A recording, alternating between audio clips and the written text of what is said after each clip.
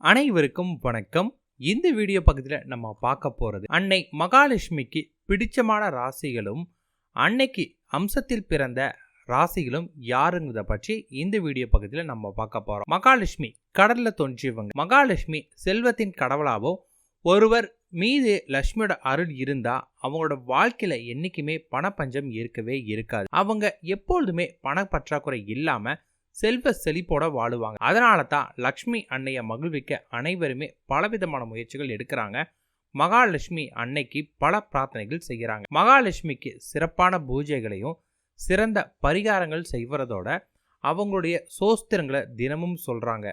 இது அனைத்துமே ஒரு புறம் இருந்தாலுமே மகாலட்சுமி அன்னையோட அருளை பரிபூர்ணமா பெறதுக்கு பல ஜோதிட பரிகாரங்களும் செய்யப்படுது. ஆனா சில நபர்கள் பிறப்பு முதலையே அன்னைக்கு பிடிச்சமானவர்களாகவும் அன்னையோட ராசிக்காரங்களாகவும் அன்னையோட அம்சத்தோடையும் இருப்பாங்க. இப்படிப்பட்டவங்களுக்கு மகாலட்சுமியோட அருள் ரொம்ப வேகமாக அவங்களுக்கு கிடைக்கும். அதிர்ஷ்டம் எப்பொழுதுமே பிரகாசமாக இருக்குமே. அன்னை மகாலட்சுமியோட அருள் நிலைத்திருக்க சில ராசிகள் யார் யாருங்கிறத பற்றி இந்த வீடியோ பகுதியில் பார்க்கலாம். இவங்களோட வாழ்க்கை ரொம்ப சீக்கிரமாக செல்வ செழிப்பு கிடைக்கும். மகாலட்சுமி ஆசையோட இந்த ராசிக்காரங்க தங்களோட வாழ்க்கையில் அதிக அளவு பண சம்பாதத்தோட ஆடம்பரமான வாழ்க்கை வாழவும் முடியும். அப்படிப்பட்டவங்க எப்பொழுதுமே பண தட்டுப்பாடு இருக்காது. அந்த ராசிக்காரங்க யாருன்னு பார்க்கலாம். முதலாவது விருச்சிகம். விருச்சிக ராசிக்காரங்களுடைய அதிபதி செவ்வாய் கிரகம்.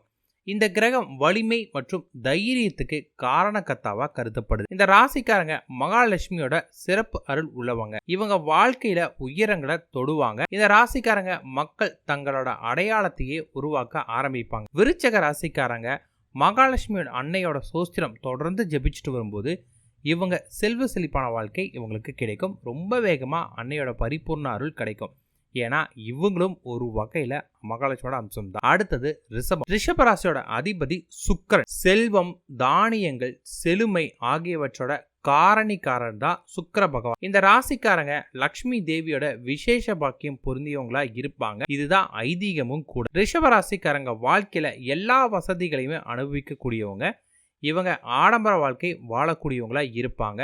இவங்க சரியான முறையில் வழிபாடு மட்டும் மேற்கொண்டா செல்வ செழிப்போடைய இருப்பாங்க. ஆனா இதை சரியா பயன்படுத்தாதனால தான் கஷ்டமும் இவங்க வாழ்க்கையில வருது. அடுத்தது கடக ராசியோட அதிபதி சந்திர பகவான். சந்திரன் அப்படின்னாவே மானத்துவக்காரன்னு சொல்லுவோம். சந்திரன் மகிழ்ச்சி மற்றும் மனதோட காரணியா கருதப்படுறாரு. கடக ராசியில மகாலட்சுமி அன்னையோட அருள் முக்கியமா இவங்களுக்கு இருக்கு. ஜாதகத்துல சந்திரன் வலுவா இருந்தா மட்டும் போதுமானதா இருக்கும். அந்த நபர் மன மகிழ்ச்சியோட இருப்பாங்க. அவங்க செய்யக்கூடிய தொழில முன்னேற்றமும் வெற்றி கிடைக்கும். வாழ்க்கையில முன்னேற கிடைப்பாங்க. ஆரம்பத்தில் தோல்வியா இருந்தாலும் வெற்றி நிச்சயம்.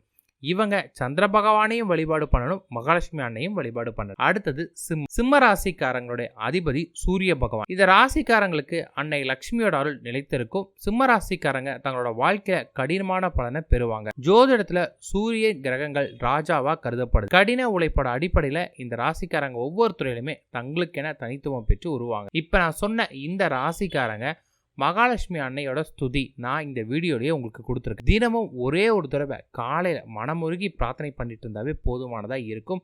இவங்களுக்கு அனைத்துமே வெற்றி தான். இந்த ஸ்துதியை பாடிட்டு வர்றவங்க எல்லாரோட வாழ்க்கையிலுமே அன்னையோட அருள் பரிபூர்ணமாக கிடைத்து வெற்றி மேல் வெற்றி இவங்களுக்கு கிடைக்கும். நன்றி, வணக்கம்.